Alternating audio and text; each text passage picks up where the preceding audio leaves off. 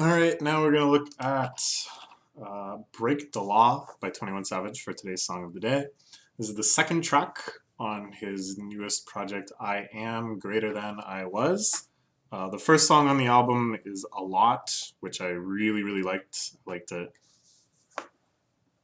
very much. It was on my top tracks list. And I've often talked about how I think on albums, especially ones that are more just like kind of a collection of tracks, sort of like your latest repertoire or whatever, the second song is what matters most. The first song, no matter what your opinions on it are, you're probably at least gonna make it into the second song. So if the second song can really wow you and convince you that the whole thing is gonna be of a certain quality, then you're gonna be hooked for the rest of the album. Um, so I went into this one with like very high hopes, having just been blown away by a lot. Um, and at first I was like, okay, you get your Southside DJ tag. Southside being one of the producers, like, hey, this is a good sign. And you get the Metro Boomin tag. You're like, yeah, I'm all about that. Metro, one of the best producers in the game, and of course this Metro Boomin tag being absolutely legendary. I feel like Metro Boomin um, has more attention paid to his producer tags than pretty much anyone else. Um, Mostly from the legendary moment in the life of Pablo, where they dropped the future version. If young Metro don't trust you, I'm gonna shoot you. Beautiful morning, you're the sun of my morning. Everyone knows that. That led to like a big meme of it and stuff. It felt like a lot of people were paying attention to producer tags for the very first time.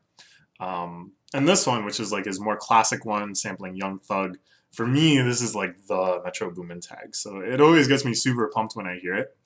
But then the first verse, I was like, yeah, okay, this is all right. The beat is this kind of like really intense, almost kind of sinister feeling that sounds like I don't know. It sounds like they would play it in the scene of a movie where the bad guys are like preparing to fight or something.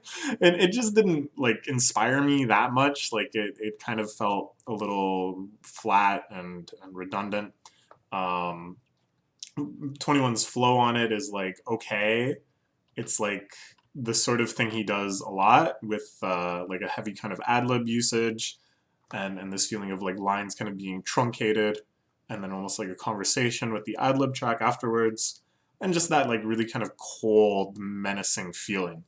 But then the beat switch which happens across this interlude here is like so glorious. All of that intensity just kind of like dissipates and this like really wonderful little piano melody just slowly sneaks in and emerges. And then 21 Savage keeps the same like really cold, intense flow into the new beat.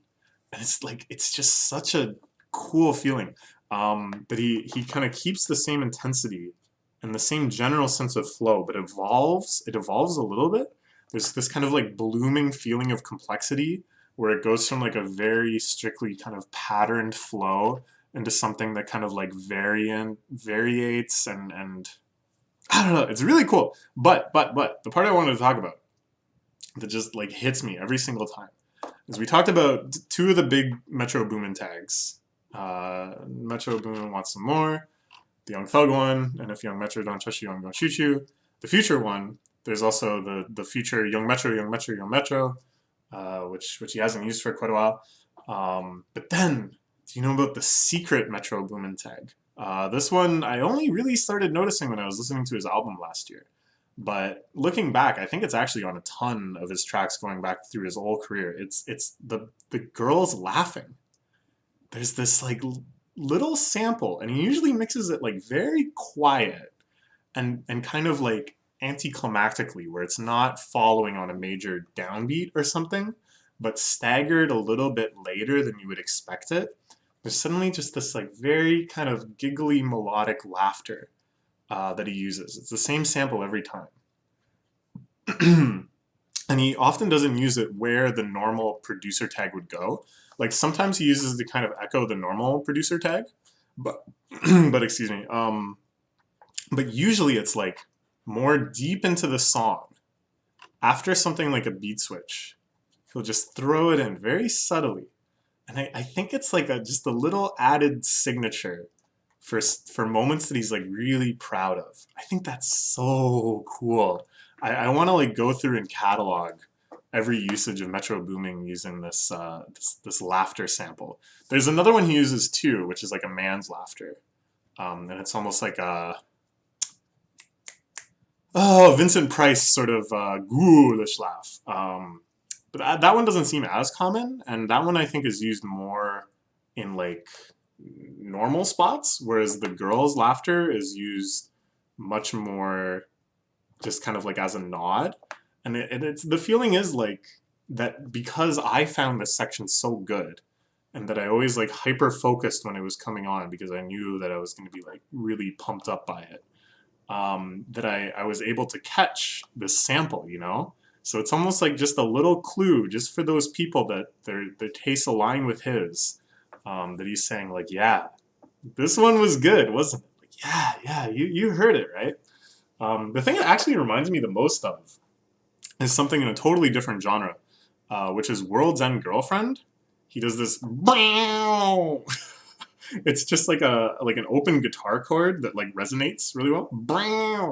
And he uses it in a ton of different songs, in songs where it's like kind of inappropriate to use it at some points, but he'll always put it in little sections that it's like he's acknowledging something that he thinks is really cool, or he's trying to draw your attention to some melodic match or throwback or whatever. And then there's like other sections where there's a remix he did of a Nier track. The Dark Colossus Destroys All, I think it's called. And at the end, he's just like spamming them. There's like 5 in a row, and it's super hype in the context of the song alone. But like when you've built up this like multi-track conditioning to that noise, it just hits like a truck. And then there's one where he did a remix of Matroshka's Cut All Trees. And Cut All Trees ends with this like beautiful like fugue kind of piece where there's like complex, mostly like minor key type piano interactions. And then there's this one part where there's this full major chord. It goes da da da, just kind of I don't know. I'm not gonna try to recreate the whole thing, but this single chord really stands out. It's in like very isolation in the original, and then in the remix, where over top of this whole fugue thing, World's End Girlfriend, as he is wont to do, has spammed all of these amazing, intense, complex electronic samples and glitch orchestral type things. But then he backs them all away, just like in the original, so you can hear this da da da, this one little major chord, and then he does the guitar sound, and it feels like he's like applauding them. That he saw this chord choice, this sudden shift into the major key, and he's like, yeah, that is really cool. Like I get why you did that. I'm gonna salute that. I'm gonna like acknowledge that. I don't know. Stuff like this I think is just so cool. So yeah, tell me, where else have you heard the Metro Boomin laughter or the World's End Girlfriend guitar sound? I'm gonna try to catalog them. We'll see how it goes. There must be a good way to do it using machine learning or something. I don't know.